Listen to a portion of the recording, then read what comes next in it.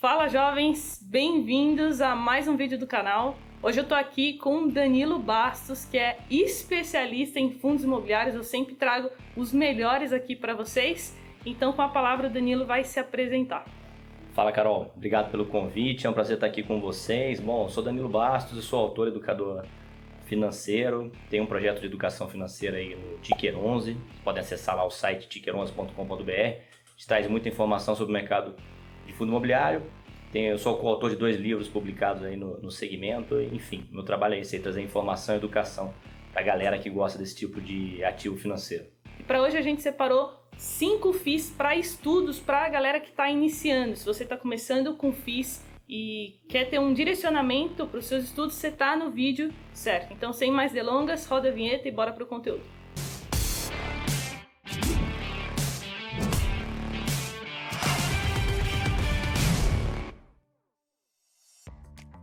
E se você quiser tirar dúvidas com a gente está sempre abrindo caixinha de perguntas. O Danilo responde muitas perguntas lá no Instagram dele, que é @DaniloGBastos, e o meu, CarolFRS.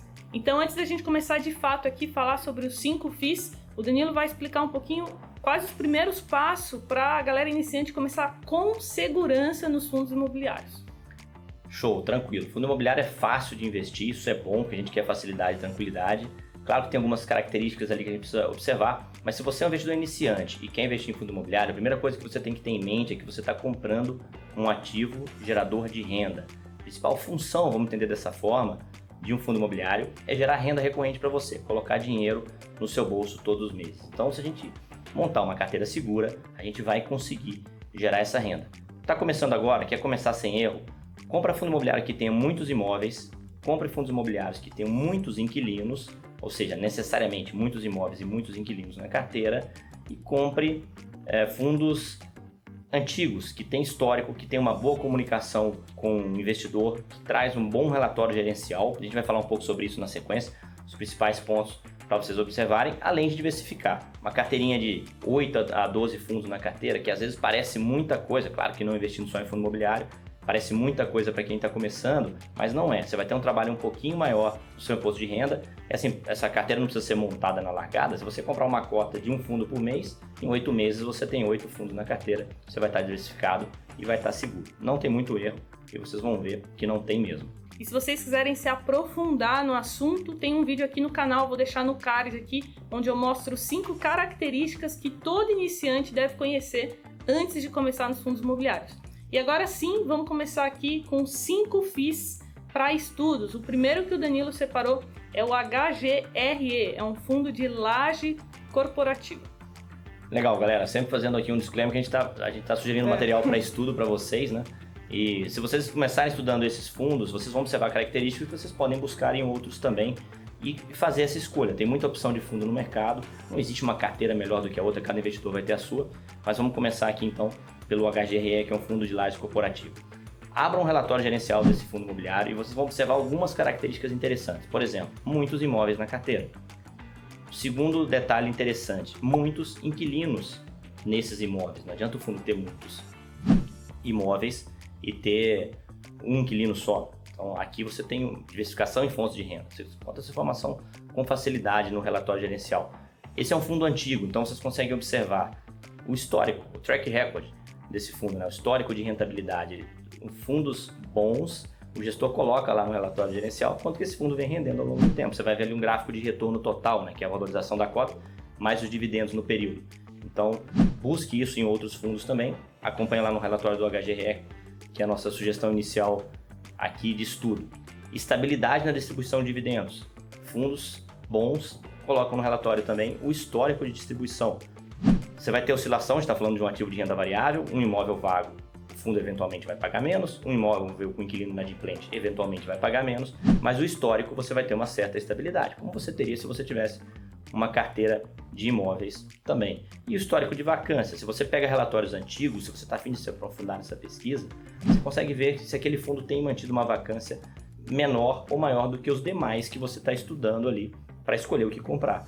Então, como é que estava a vacância na época da crise e tal? Como é que estava em determinado ponto? Nunca olha um ponto isolado, né? Elimina pontualidades. coloca o histórico, você vai montar essa historinha do passado do fundo. Então, todas as características você encontra no relatório gerencial com facilidade, e se você não encontra nesse informações passadas, você pode buscar com facilidade nos relatórios passados. E agora o nosso segundo fundo é o VISC, que é um fundo de shoppings. Show! Peguei aqui um fundo de shopping para a gente olhar também e começar nosso estudo. Vale a pena dar uma olhada no relatório gerencial, um relatório gerencial muito bem feito, da Vintina, que é gestora aqui do VISC 11. Vocês vão observar que nos fundos de imóveis, aquele que a gente chama de fundo de tijolo, as características que vocês vão buscar são sempre semelhantes. Diversificação de inquilinos, é uma característica do shopping ter vários inquilinos, mas não necessariamente das lajes corporativas. Você pode ter um prédio inteiro alugado por um inquilino só. É ruim? Não necessariamente, mas tem um risco maior. No shopping você já tem essa diversificação. Então vocês vão abrir o relatório do shopping, busca isso. Tem vários imóveis? Tem. Vários inquilinos? Com certeza tem. Então já é um ponto positivo. Nesse caso específico, vocês vão observar que os shoppings estão em localizações geográficas diferentes. A gente tem um mercado consumidor muito amplo quando a gente fala de shopping. Mas quando a gente fala de Lages, que foi o fundo que eu citei anteriormente, o maior mercado está em São Paulo e alguma coisa no Rio. Então talvez uma diversificação em outras capitais não fosse tão interessante quanto a concentração em São Paulo, por exemplo, que é o maior centro financeiro do Brasil. No shopping isso já é interessante, então vocês vão observar essa geografia. Retorno histórico, sempre lembrando que retorno histórico é cotação mais dividendos. Então quando vocês forem fazer uma comparação com o IFIX, entendam que o IFIX também é um índice de retorno total, cotação mais dividendos, isso é importante o investidor ter em mente. E shopping, a gente tem uma pontualidade agora, a gente está passando por um período de pandemia. Então olha o período antes da pandemia. É óbvio que essa crise que circulou, que impediu a circulação das pessoas, impediu o consumo nas lojas físicas e a gente teve uma queda aí de rentabilidade nos shoppings. Então não só na cotação, quanto na renda distribuída. Então esse ponto é um ponto distorcido. Se você é um investidor de longo prazo, esse ponto infelizmente foi uma fatalidade no nosso percurso, algo que a gente não imaginava. Então você vai olhar o histórico, olha o histórico antes da pandemia. É para aquilo ali que deve retornar em algum momento. E antes da gente ir para o nosso terceiro fundo imobiliário, não esquece de deixar o like, que se eu deixar para o final vocês esquecem, então deem o like aí, porque ajuda o canal a crescer organicamente e a gente levar esse conteúdo de extrema qualidade para mais jovens. E agora vamos falar sobre o fundo de logística, que é o XPLG. Legal. Fundo de logística, esse segmento logístico é um segmento que está crescendo bastante, Nós estamos falando aqui do mercado de galpões. No Brasil ainda está um pouco misturado. A gente chama tudo de galpões ou tudo de logística às vezes, mas existem galpões que são o galpão de armazenamento, propriamente dito, que é o logístico, e existe o galpão industrial, onde empresas se instalam ali para fabricar alguma coisa. Como o nosso mercado ainda é pequeno, a gente tem chamado tudo de galpões, de logística. E o XPLG é um fundo de logística, propriamente dito. De novo, a gente está falando de fundo de tijolo, então diversificação entre imóveis e inquilinos é importante. Logística tem alguns pontos específicos que são mais demandados. Região próxima de São Paulo, região de Extrema, aqui no sul de Minas, pela proximidade com São Paulo, alguma coisa no Rio de Janeiro.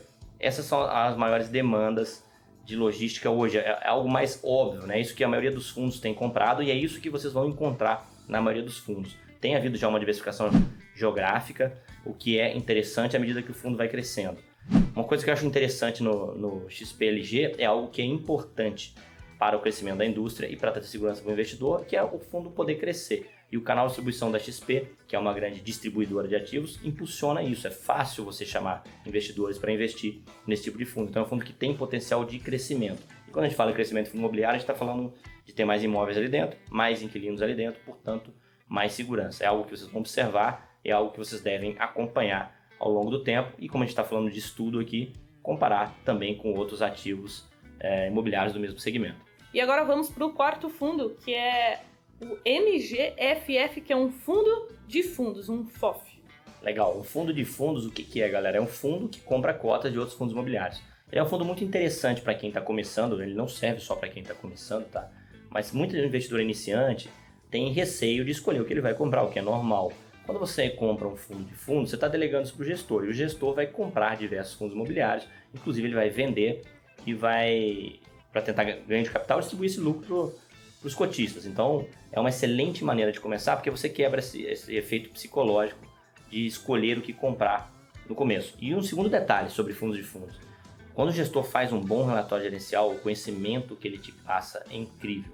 Se você lê com esses olhos de quem quer aprender. Por quê? Porque o investidor de fundo imobiliário, ele é um fundo de fundos, perdão, é um investidor de fundos imobiliários igual eu e você. Ele também está comprando cota de fundo imobiliário no mercado. Se olhar a evolução da carteira dele de um mês para o outro, você vai ver o que o gestor está comprando. Será que ele está comprando shopping nessa crise? Será que ele acha que o home office vai acabar e está comprando escritório ou não? Então, é só você olhar a carteira do fundo de fundos. E essa é a maior lição, isso é o maior aprendizado que você vai conseguir extrair de um fundo imobiliário de fundos. E o MGFF é um fundo que tem um relatório muito bem feito. A tese do gestor é fácil de ser compreendida ali. Você compara com relatórios anteriores, você vai perceber essa alteração na carteira. Tem que aprender a caminhar com as próprias pernas. Tem ali na mão uma ferramenta gratuita de aprendizado incrível. Então, eu recomendo muito que vocês estudem fundos de fundos e essa é uma excelente opção para estudo. E o próximo, último, IRDM, que é um fundo de papel. Legal. O IRDM é um fundo de papel. O que é um fundo de papel? É um fundo que investe em dívida imobiliária. Ele compra o CRI, que é um certificado de recebível imobiliário, tá? O IRDM, ele é um fundo que, apesar de não ser tão antigo, ele tem um histórico de gestão bom. Por quê? Porque o pessoal que faz a gestão dele hoje fazia a gestão do VRTA, que é um fundo mais antigo, né? Está no mercado, então a gente acompanha há muito tempo. O que é interessante para vocês olharem no fundo de papéis, perdão? Diversificação interna da carteira, ou seja, muitos CRIs, porque com muitos CRIs lá dentro, pouca porcentagem do patrimônio do fundo vai estar exposto em um único CRI. Então você está entrando em dívida imobiliária de maneira diversificada. Outra coisa, um CRI ele vai pagar juros para o investidor, mais uma correção monetária atrelada a algum tipo de indexador. Então é interessante que um fundo de papéis esteja exposto a diversos indexadores, porque assim você está diversificado, não tem que ficar queimando a sua cabeça. É melhor estar exposto ao IGPM? Será que o IPCA vai subir? Será que o CDI vai subir? Deixa o gestor pensar nisso, ele é um profissional especialista nesse tipo de decisão e você delega para ele. Então, se você compra um fundo de papéis com a carteira extremamente diversificada, em termos de ter vários CRIs na carteira e vários indexadores, você já está comprando algo que é seguro, que tende a ser seguro, e eu estou falando aqui de diversificação, tá? E você não vai ter unicamente esse fundo na carteira, você vai ter vários fundos. Esse é outro fundo que tem um relatório gerencial muito bem feito, então é fácil você buscar essas informações ali dentro. Não adianta eu sugerir que o investidor estude fundos diversificados e você não encontrar um bom relatório por aí. Então esse é um relatório excelente, vai trazer grande aprendizado para você também na sua jornada. Então é isso, pessoal. Acho que o Danilo já deu um bom panorama para vocês iniciarem os seus estudos. E também pedir para ele falar um pouquinho do relatório informativo que ele tem do Ticker 11, que a partir do mês que vem vai estar custando R$11. É um preço promocional, né? Depois isso, exatamente. A gente tem um relatório do Ticker 11, que é um trabalho de curadoria de informação, né? Então, o objetivo é que o investidor consiga acompanhar o mercado com mais facilidade. A gente não faz recomendação de investimento, a gente traz um panorama do que está acontecendo no mercado, a gente monitora todos os fatos relevantes do mercado, resume ali no relatório os principais pontos, os principais relatórios gerenciais e algumas métricas do mercado, né? Como é que está a cotação, o último dividendo, dividend yield, o retorno dos últimos 12 meses, de quais fundos? De todos. Então o investidor ele consegue, além do fundo que ele quer investir, ele ter uma ideia do que está acontecendo com os demais. Então é um trabalho realmente de curadoria de informação. A partir de domingo agora já vai estar essa versão completa remunerada, né? Que está custando aí R$11 por mês, você recebe um relatório todo domingo do que aconteceu na semana anterior. O relatório ainda traz um panorama econômico, né? A gente não está falando do mercado de fundo imobiliário, e sim da economia. A gente tem um economista que faz um resumo de tudo o que aconteceu, e o objetivo é, se você não está conseguindo acompanhar o noticiário, as principais informações econômicas, você vai ler em uma página, duas, tudo o que aconteceu no Brasil e no mundo, e vai se atualizar. O link vai estar aqui na descrição para quem quiser conhecer mais, é só clicar. E é isso, pessoal, compartilhem aí com mais amigos. Fundos imobiliários é uma das melhores formas da gente ter receita, ter renda mensal. Dá para começar com pouquíssimo dinheiro, com R$100 já dá para começar. Não tem desculpas para você investir nos melhores imóveis do Brasil, beleza? Então, Danilo, obrigado pela participação, por ter topado o convite aqui, de trazer conteúdo para a galera jovem aí que está começando. E é isso. Eu que agradeço pelo convite, sempre à disposição. Então é isso, até o próximo vídeo, pessoal. Tchau. Tchau, tchau.